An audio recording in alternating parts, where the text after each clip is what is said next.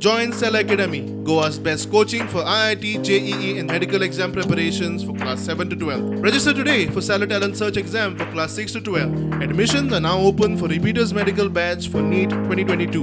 वंदे मातरम। छत्रपति शिवाजी महाराज की जय। छत्रपति शिवाजी महाराज की जय। जय भवानी, जय शिवाजी, जय भवानी, जय शिवाजी। कामगार एकजुटीचा जय हो। हे कोण म्हणता देणार नाही, याच्याशिवाय देणार नाही। सगळ्या राजकीय लोकांना हलवून ठेवलं 5 दिवसामध्ये. मला महाराष्ट्रातनं काही लोकांचे फोन आले,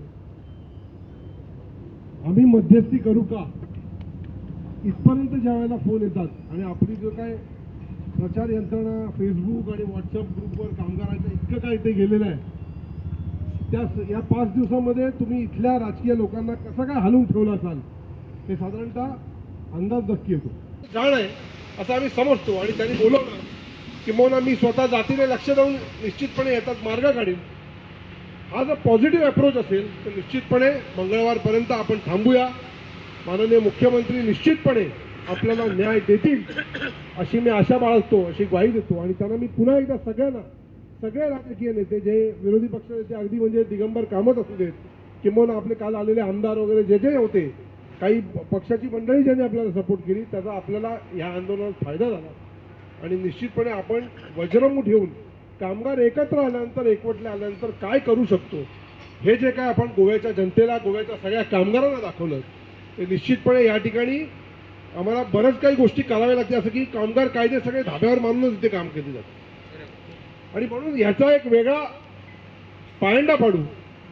सगळ्या कामगारांना आपण निश्चितपणे तुमच्या रूपानं एक मेसेज देऊया की कामगार कायदे शासनाने केलेत, त्याची अंमलबजावणी गोव्यामध्ये देखील कशा पद्धतीने आपण करूया याच्याकरता तुमच्या सगळ्यांची मला मदत लागेल. आणि हा संघर्ष तुम्हीच चालू करायचा आणि तुमच्या माध्यमातून हा संघर्ष आपण पुढे नेऊया अशी ग्वाही देऊन मी पुन्हा एकदा मुख्यमंत्र्यांचे, मी पुन्हा एकदा सन्माननीय राणे साहेबांचे, या सगळ्यांचे मनपूर्वक आभार मानून मंगळवारपर्यंत हा तोडगा लवकरात लवकर निघेल अशी आई जगदंबे चरणी प्रार्थना करून आपली रजा घेतो.